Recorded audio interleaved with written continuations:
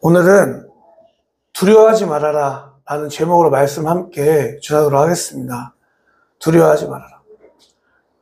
성경에는 두려워하지 말아라 하나님의 말씀이 무려 365번 기록되어 있다고 합니다.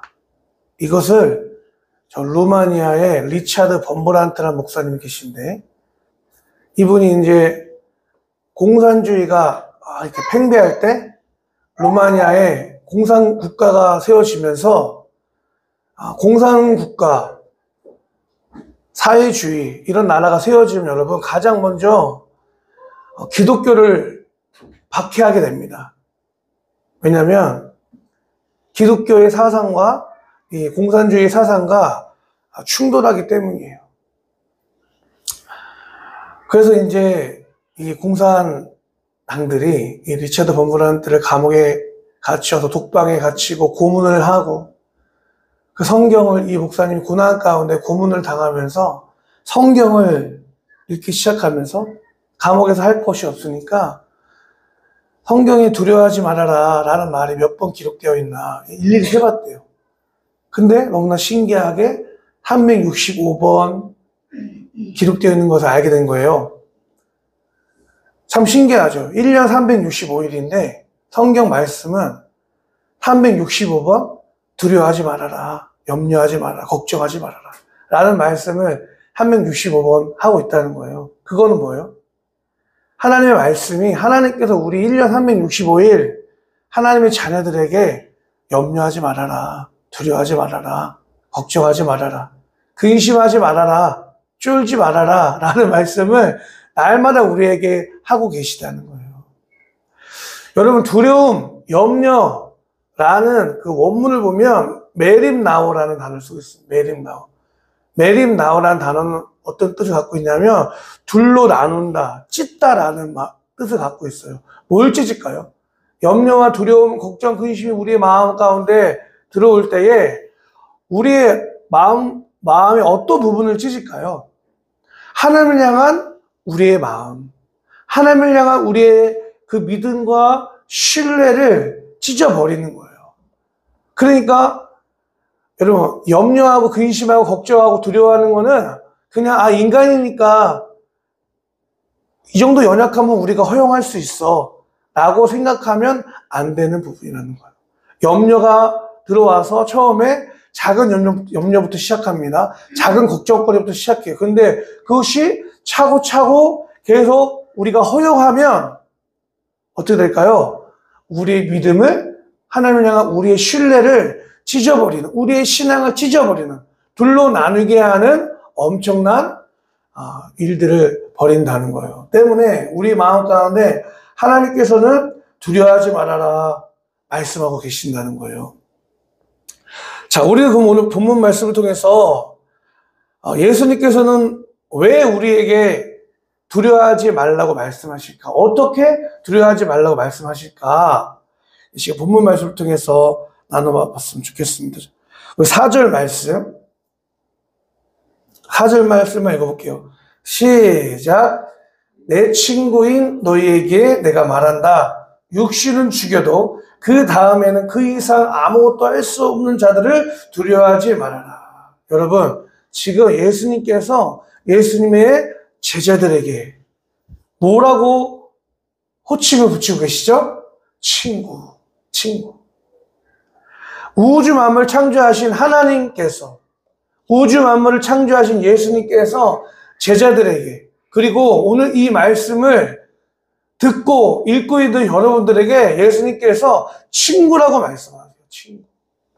친구.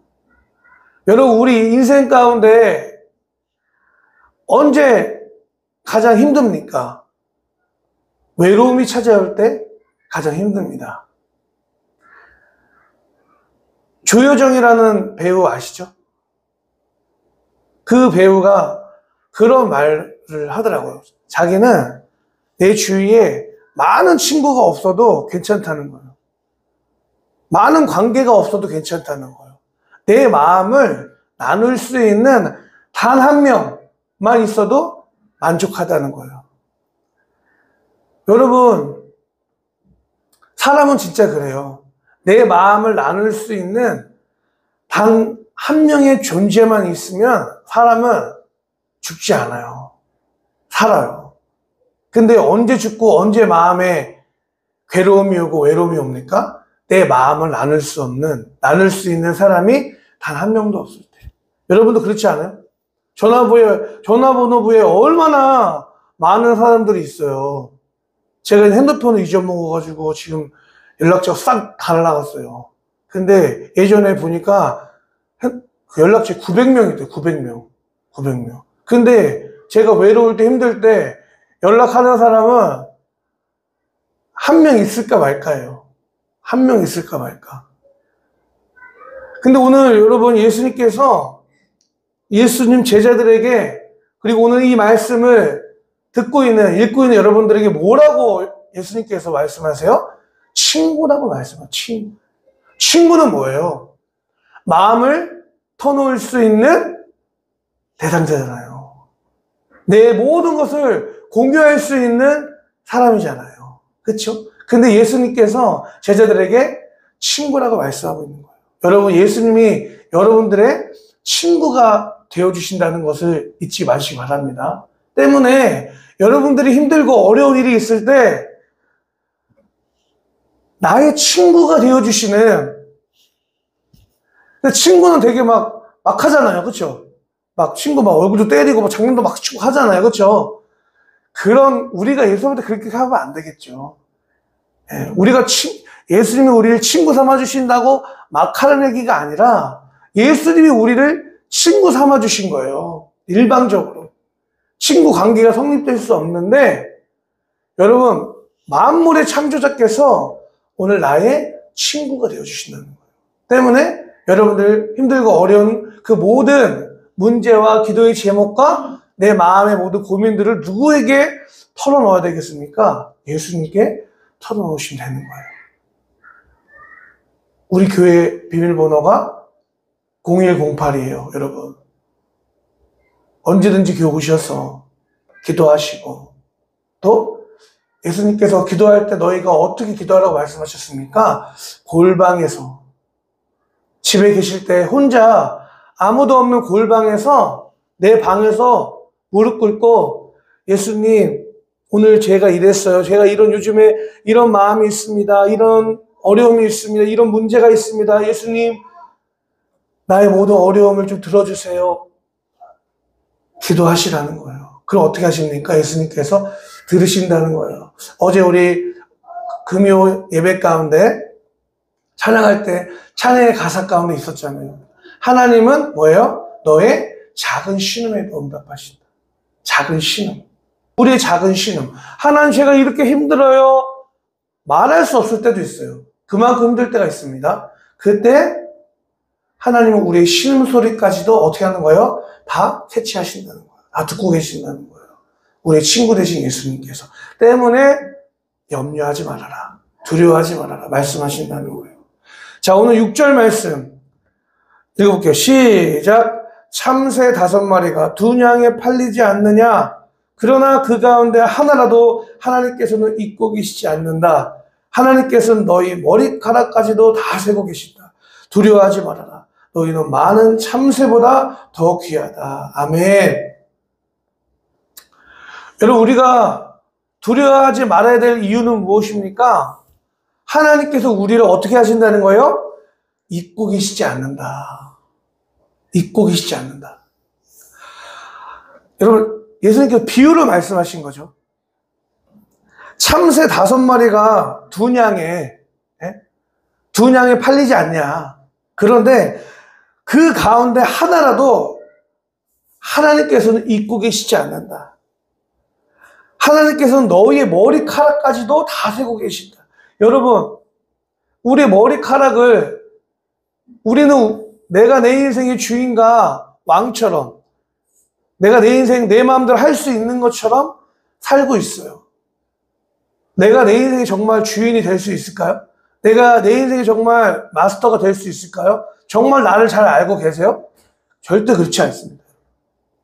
내가 나를 잘 알고 있는 것처럼 생각하고 살지만 사실은 정말 그렇지 않아. 내가 나를 제일 모를 때가 있어요. 내가 뭘 잘하는지, 내가 뭘 할 때 행복한지 내가 다 알고 있는 것 같지만 내가 나를 모를 때가 훨씬 많다는 거예요. 그래서 우리 뭐예요? 상담받죠. 그래서 뭐예요?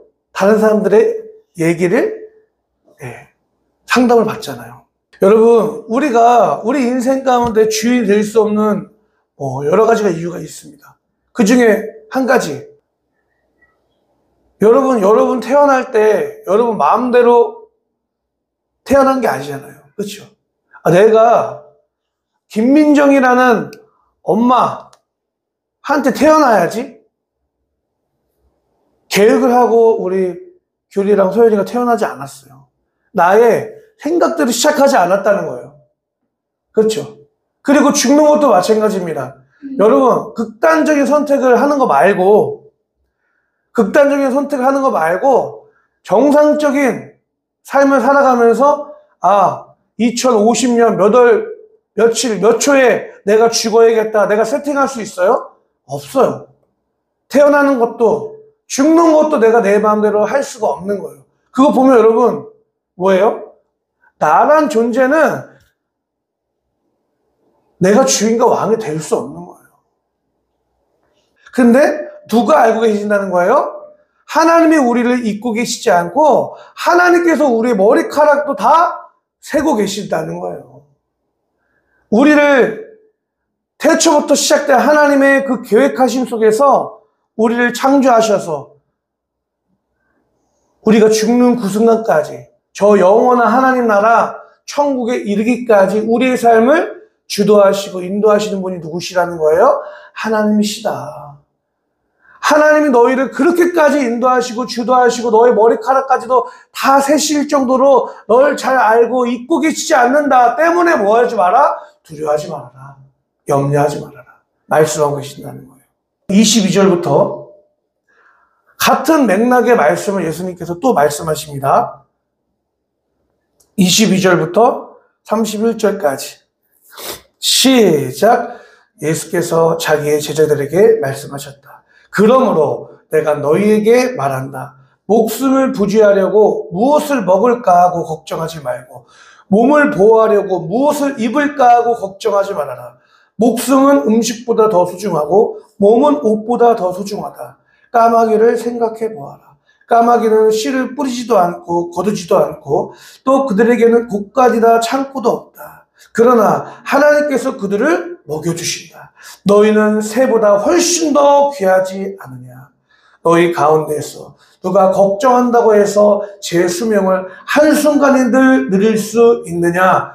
너희가 지극히 작은 일도 모르면서 어찌하여 다른 일들을 걱정하느냐. 백합꽃이 어떻게 자라는지 생각해 보아라. 수고도 하지 않고 길쌈도 하지 않는다. 그러나 내가 너희에게 말한다. 자기의 온갖 영화로 차려입은 솔로몬도 이 꽃 하나만큼 차려입지 못하였다.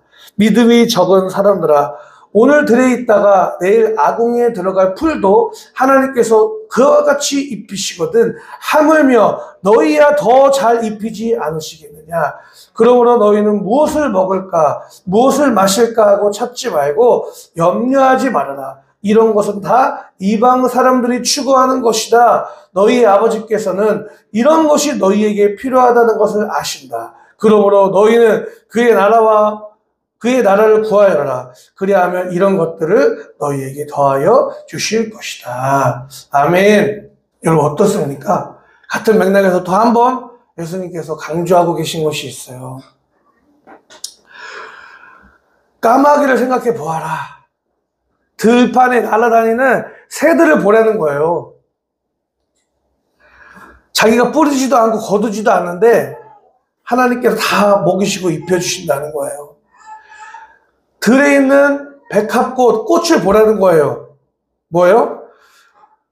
아무도 솔로몬과 백합꽃을 비교해서 얘기하잖아요. 뭐예요? 솔로몬은 여러분 이스라엘의 역사 가운데 가장 부강한 경제력과 국방력과 문화와 외교력과 모든 것을 이뤘던 사람이 솔로몬이에요. 근데 그 솔로몬이 입고 있는 그 옷보다도 저 들판에 있는 꽃이 더 아름다울 정도로, 그런 것처럼 하나님께서 들판의 꽃들도 하나님께서 다 기르시고 다스리시고 통치하시는 것처럼 너희들은 까마귀보다, 너희들은 들판의 꽃보다 귀하지 않냐. 그러니까 염려하지 마라. 걱정하지 마라. 무엇을 먹을까? 무엇을 입을까? 내가 어떻게 앞으로 삶을 살아갈까? 염려하지 말고 걱정하지 말라는 거야. 그런 거 누가 한다는 거예요? 이방 사람들, 믿지 않는, 하나님이 없는 것처럼 살아가는, 하나님을 부인하는 사람들이 그렇게 살아가는 거라는 거예요. 여러분, 하나님의 자녀들은, 하나님의 사람들은 예수 그리스도의 핏값으로 사심받은, 여러분, 우리는 하나님이 언제 날 사랑했어? 하나님이 언제 날 도와줬어? 이런 마음을 가질 때가 있어요. 그런데 우리만 가지는 게 아니에요.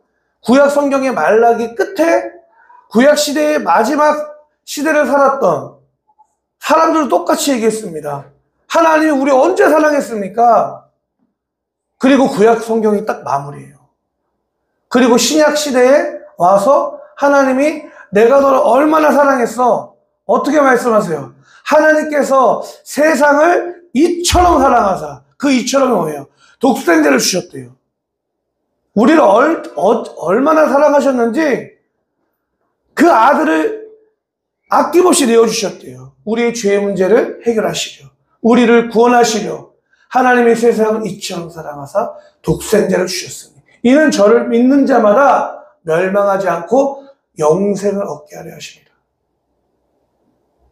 의인을 위하여 죽는 자가 쉽지 않고, 의인이 뭐예요? 세상에 봤을 때 저 사람 참 의로워, 저 사람 참 좋은 사람이야, 그런 사람들, 의인. 의인을 위하여 죽는 자가 쉽지 않대요. 그 사람을 위해서 내가 대신 죽어줄게요 하는 사람이 쉽지 않대요. 선인을 위하여 용감히 죽는 자 혹 있거니와. 선인은 누굴까요? 이 시대 가운데 선한 사람도 있잖아요. 그렇죠? 그런 사람을 위해서도 용감히 대신 죽어줄 수 있는 사람이 혹 있거니와. 우리가 아직도 죄인 되었을 때, 우리가 여전히 죄인 되었을 때, 죄인이란 건 뭐예요? 죄의 본질은 뭐예요? 우리 지난 생명의 삶 시간 나눈 것처럼 내가 내 인생의 법인 사람, 내가 내 인생의 주인인 사람, 그게 죄의 본질이에요. 하나님의 살아계심을 알면서도 부인하는 사람, 하나님 내 인생에 더 이상 관여하지 마세요, 제가 제 인생 제 마음대로 한번 살아볼게요 라고 생각하는 사람이 죄의 본질적인 죄라는 거예요. 우리가 아직도 죄인 되었다는 거는 내가 내 인생에 여전히 주인과 왕 돼가지고 내가 내 거라고 마음대로 보고, 마음대로 말하고, 마음대로 생각하고, 마음대로 선택하고, 마음대로 가고, 여전히 내가 내 인생의 주인과 왕 되어서 내가 옳고 그름을 내가 판단하고 그런 삶을 살고 있는 그때에도 하나님은 회개하고 돌아온 자들을, 하나님 이게 아니라 여전히 그런 죄 가운데 있는 자들을 위해서 우리가 아직도 죄인 되었을 때에 그리스도께서 우리를 위하여 죽으심으로 하나님께서 우리에 대한 자기의 사랑을 확증하셨느니라. 우리에 대한 사랑을 하나님께서, 하나님 우리 얼마큼 사랑해요? 라고 따지는, 변명하는 죄인들을 향해서 하나님이 내가 너희를 이만큼 사랑한다 확증하셨다는 거예요. 예수님의 그 생명값으로, 예수님의 피로. 여러분, 왜 교회에서 자꾸 피 얘기하는 줄 아세요? 그것도 하나님의 섭리와 계획하심 속에서 하나님께서 그렇게 하신 것 같아요. 여러분, 우리 몸에 뭐가 있어요? 혈관이 있죠. 그렇죠? 혈관이, 우리 몸에 있는 혈관이 여러분 얼만큼 긴지, 그 혈관의 길이가 지구를 둘릴 정도로 그만큼 길대요. 혈관이. 우리 몸 안에 있는 그 혈관 안에 뭐가 흐릅니까? 피가 흘러요. 피가 흘러요. 그런데 제 손끝에 여기에 혈관이 있는데 여기 혈관에 피가 흐르지 않습니다. 그럼 어떻게 될까요? 썩는 거예요. 피가 혈액이 순환이 안 돼요. 어떻게 될까요? 몸이 아픈 거예요. 피는 곧, 그래서 성경에서 뭐라고 하냐면, 피는 곧 생명이라. 피는 곧 생명이라. 예수님께서 저와 여러분의 죄를 위해서 피를 흘려주셨대요. 예수님의 생명을 흘려주신 거예요. 우리를 구원하시려고 우리의 예수님이 생명을 주신 거예요. 여러분. 그래서 교회에서 예수님의 보혈을 찬양합니다. 피를 찬양합니다. 예수님의 생명을 찬양한다는 거예요. 우리가 이 시간도 여러분 죄 가운데 있지만 다시 하나님 앞에 나아갈 수 있는 유일한 비결과 이유와 길은 뭔지 아세요? 예수님의 피예요. 우리가 예수님이 나를 위해서 그 피, 그 생명을 흘려주신 것을 인정하고 믿기 때문에 우리가 하나님 앞에 나아갈 수 있는 거예요. 예수님께서 우리에게 생명을 주셨기에 여러분 우리는 직접적으로 하나님 앞에 기도할 수 있는 거예요. 하나님을 아빠, 아버지라고 부를 수 있는 거예요. 여러분 하나님께서 내가 너에게 너희 아빠다, 내가 너희 아버지다 라고 말씀하시는데 아빠한테 직접 얘기하면 되는 거예요. 자 보세요. 예수님께서 참새 5마리, 참새를 비유로 얘기하시면서 하나님은 너희를 잊고 계시지 않는다. 하나님은 너의 머리까지도 다 세심바 될 정도로 세밀하게 섬세하게 너희를 다 보고 계신다. 알고 계신다. 더 나아가서 들판에 백합화를 비유하면서 들판의 꽃들을 비유하면서 하나님이 다 먹이시고 입히신다. 때문에 걱정하지 말라, 염려하지 말라 말씀하셨어요. 근데 이것을 여러분 신학적 용어로 얘기하면 뭐라고 하냐면 이것은 두려워하지 말아라, 염려하지 말아라, 걱정하지 말아라 이 얘기는 다른 말로 표현하면 하나님의 주권을 인정하라는 거예요. 하나님의 주권을. 주권이 뭐예요? 주인된 권리와 힘, 자격을 얘기하는 거예요. 주권. 우리가 내가 내 인생의 주인과 왕 되어서 내가 내 마음대로 살면 그 인생 누가 책임집니까? 내가 책임져야 돼요. 근데 내가 예수님이 저를 예수님의 생명으로 피로 값주고 하셨습니다. 저는 그만큼 소중한 존재입니다. 저는 이제 예수님을 저의 주인과 왕으로 모셔드립니다. 나하고 믿고 신뢰하면서 의지하면서 내가 보고 생각하고 말하는 모든 것 가운데 그 주권을 예수님께 양도한 사람. 난 이제 예수님이 주인이십니다 라고 하는 사람은 누가 책임집니까? 예수님이 책임져 주는 거예요. 아멘. 자, 그럼 하나님의 예수 그리스도의 그 주권을 인정하는 사람들은 그렇다면 어떻게 살아야 될까? 어떻게 기도해야 될까? 우리 출애굽기 2장 말씀 찾아보겠습니다. 오늘 2절 말씀 보니까 그 여자가 임신을 하여 아들을 낳았는데 그 아이가 하도 잘생겨서 남이 모르게 석 달 동이나 길렀다.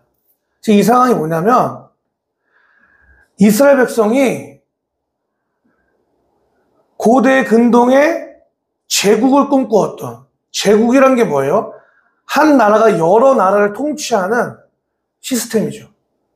그러니까 엄청 큰 나라의 단위를 제국이라고 합니다.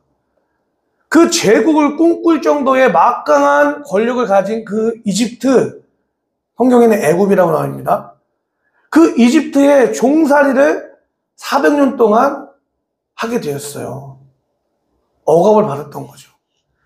근데 400년 동안 이 이집트 안에 있는 유대인, 히브리 민족이 보니까 너무 강성하게 번성하는 거예요. 이 인구가 많아졌다는 뜻이죠. 그러니까 이집트의 왕과 모든 정치가들이 얘네 그냥 두었다가는 혹시 다른 민족이 우리를 쳐들어왔을 때 얘네가 다시 쿠데타를 일으켜서 이 나라를 전복시킬지 모르니 우리가 얘네들을 어떻게 할까? 제재하자. 그 제재 방법으로 이제부터 태어나는 모든 남자아이는 어떻게 하는 거예요? 죽여버려라. 나일 강가에 던져버려라. 포고령을 내려버린 거예요. 법령을. 왕의 말의 법이에요. 모든 이스라엘 사람들이 다 아이를 낳으면, 산에 아이를 낳으면 다 나일강에 던져버려야 하는 비참한 상황 가운데 이스라엘이 살고 있었어요. 여러분, 이것처럼 비참한 게 어디 있어요? 내가 차라리 죽으면 죽었지, 그렇지 않아요? 우리 부모님도 그렇지 않아요? 우리 자녀들이 아프면 어때요? 하나님, 차라리 제가 아프게 해주세요. 기도할 때 있잖아요. 차라리 내가 아팠으면 좋겠다. 그게 부모의 마음이지 않습니까? 근데 산에 아이를 태어나면 다 나일 강가에 던져야 하는 그런 상황 속에서 한 히브리 여인이 임신을 했는데 아이가 하도 잘생겼어. 여기서 여러분, 하도 잘생가, 정말 아이가 예뻐서 잘생겨서 석 달 동안 숨어서 기른 게 아니라, 이 부분을 성경에서는 어떻게 이것을 해석하냐면, 이 아이는 모세죠. 모세의 어머니가 요게벳이에요.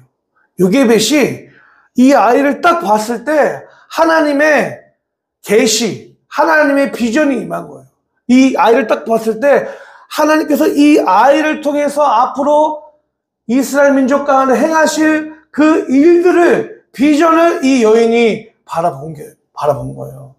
비전이 임한 거예요. 꿈이 임한 거예요. 그래서 어떻게 합니까? 갈대 상자를 구해다가 역청과 송지를 발랐대요. 갈대 상자. 갈대를 엮어서 상자를 만들어서 거기에다가 겉에다가 역청과 송지를 발라서, 역청과 송지는 이 방수 기능이 있는 그런 물질들이에요. 역청과 송지를 바릅니다. 그리고 아이를 거기에 담아서. 여러분, 그러니까 지금 제가 뭘 얘기하려고 하냐면, 오늘 성경 말씀이 두려워하지 말라고 말씀하시잖아요. 그죠? 염려하지 말라고. 근데 우리가 마냥 염려하지 말고 두려워하지 말라고 하는 게 아니라, 그러면 우리가 하나님 앞에 기도하잖아요. 기도하고 삶을 살아야 되잖아요. 그렇죠? 그 어떻게 기도하고 어떻게 삶을 사는지 오늘 이 요게벳의 모습 속에서 우리가 찾아볼 수 있는 거예요. 지금 내 현실은 아이를 나일 강가에 버려야 하는 상황이에요. 비참합니다.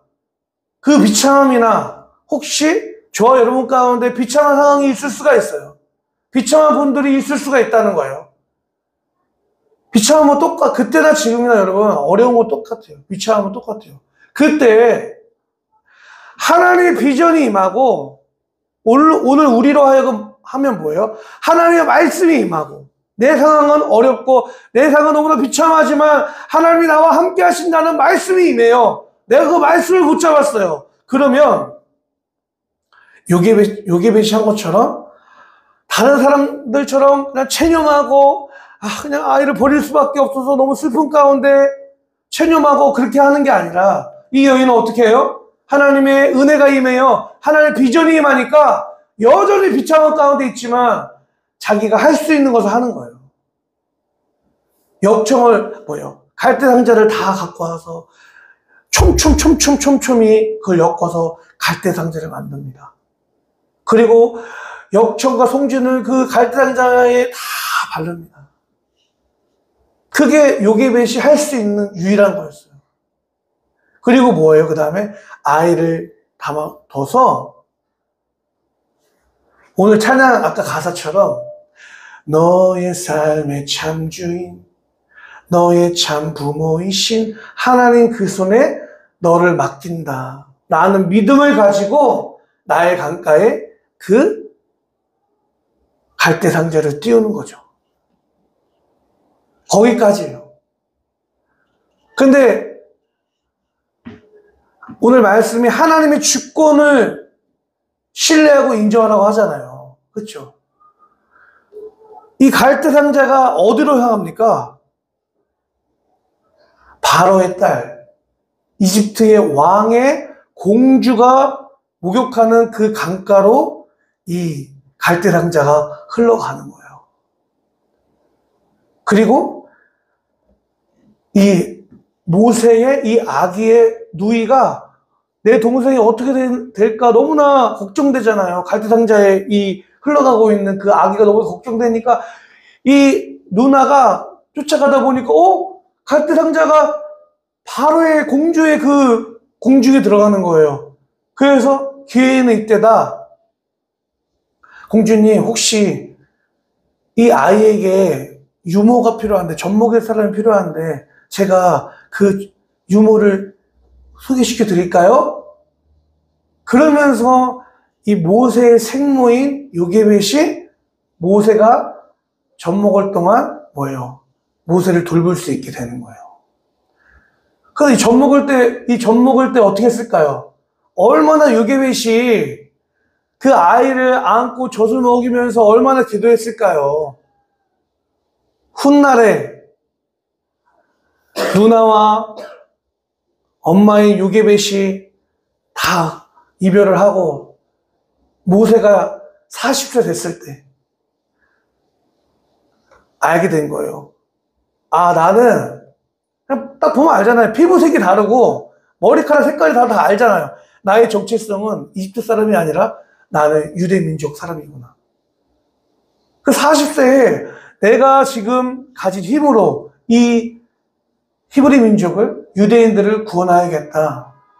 모세가 그때 시도하는 거죠. 여러분, 우리가 기도할 때 이렇게 기도해야 되는 거예요. 비참함이 우리의 삶 가운데 있어요. 모든 사람이 체념하고 있어요. 포기하고 있어요. 나 혼자 그런 게 아니라 모든 사람이 그렇게 살고 있어요. 그런 상황 가운데서 오늘 요게벳처럼 하나님이 내 삶 가운데 행하실 일들을 어떻게 하는 거예요? 믿음으로 바라보고 기대하는 마음을 가지고 우리 부모님들이 우리 자녀들을 바라보면서 모든 부모가 안 돼요, 안 돼요, 안 된대요 하고 있을 때 부모가 믿음을 가지고 내 자녀를 포기하지 않고 갈대상자를 만들어. 갈대상자를 뭘 의미할까요? 믿음을 의미하는 거죠. 말씀을 의미하는 거예요. 신앙생활을 의미하는 거예요. 그렇게 내가 해야 될, 할 수 있는 것들을 준비하면서 믿음으로 기도하고 내 삶 가운데 행하실 하나님의 뭘 인정하는 거예요? 하나님의 주권. 하나님의 주인과 왕 되셔서 내 삶을 통치하시고 우리의 자녀의 삶을 다스리고 이끌어 가실 그 하나님을 신뢰하면서 우리가 기도하고 그 다음에 어떻게 되는 거예요? 그 하나님 주권에 우리 삶의 모든 문제를 요게벳이 그 갈대상자를 띄우는 것처럼 이제는 이 문제는 하나님 제 손에서 이제 떠났습니다.